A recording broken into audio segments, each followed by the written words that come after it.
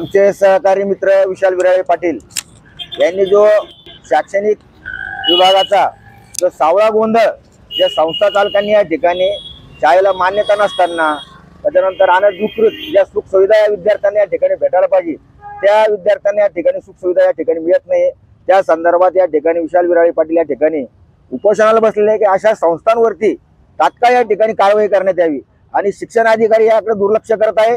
त्यामुळं शिक्षण अधिकाऱ्यांना पण या ठिकाणी आपल्या चॅनलच्या माध्यमातून मला सांगणं आहे की तात्काळ या ठिकाणी विशालरावांची तुम्ही या ठिकाणी उपोषणाची दखल या ठिकाणी घ्यावी, नसता लवकरात लवकर स्वाभिमानी छावा संघटना तुम्हाला जशाला जसं उत्तर विशालरावांच्या खांद्याला खांदा लावून मी या ठिकाणी बसलेलो आहोत।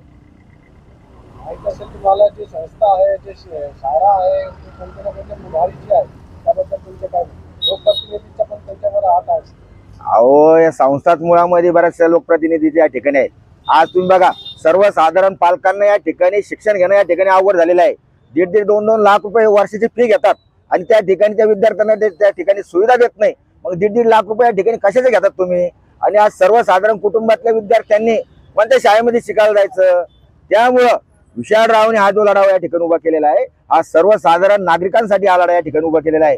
आणि जे संस्था चालक जे यांना मस्ती चढलेली अशा संस्था चालकांना वठणीवर आणण्याचं काम आज या ठिकाणी विशालराव या उपोषणाच्या माध्यमातून या ठिकाणी करत आहे।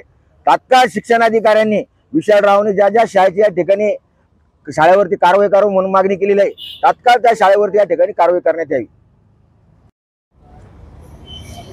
गेल्या 3 ते 4 महिन्यापासून मी शिक्षण विभागाला पत्रव्यवहार करतोय की जिल्ह्यातील बेकायदेशीर अनधिकृत स्थलांतरित व आरटीईचे निकष पूर्ण पात्र न करणाऱ्या शाळांवरती कारवाई करा, परंतु शिक्षणाधिकारी मॅडमचा कुठल्याच प्रकारचा प्रतिसाद मला भेटत नाही। नंतर जर त्यांनी 2 अधिकाऱ्यांची समिती स्थापन करून काही शाळांची तपासणी करून मला अहवाल दिला, त्या अहवालात स्पष्ट दिसून येतं की त्या शाळा अनधिकृत आहेत आणि त्याची मान्यता रद्द होती। परंतु पुढे असं काय झालं की ते त्याच्यावरती कारवाईच करत नाही, म्हणून आम्हाला आज इथं आमरण उपोषणाची वेळ आली आणि आम्ही इथं आमरण उपोषणाला बसलेलो आहोत। आता मला जर न्याय भेटला नाही, या शाळांवरती कारवाई झाली नाही, तर मी महाराष्ट्राचे सन्माननीय मुख्यमंत्री ते 2 उपमुख्यमंत्री व शिक्षण मंत्र्यांना घेरावा घालून आम्हाला न्यायाची मागणी आम्ही करणार आहोत। नाही, इथं सत्तेचा प्रश्नच येत नाही। शासनाने 2 महिन्यापूर्वीच शिक्षण विभागाला पत्र काढलं आहे की तुम्ही आपापल्या जिल्ह्यातल्या शाळांची तपासणी करून बेकायदेशीर शाळांवरती कारवाई करावा, असं आमच्या शिक्षण मंत्र्यांनीच पत्र काढलेलं आहे यांना शिक्षण विभागाला, तरी पण यांना कुठल्याच पद्धतीची कारवाई केलेली नाही। मी विशाल विराळे पाटील, शहर अध्यक्ष पूर्व, राष्ट्रवादी युवक काँग्रेस, छत्रपती संभाजीनगर।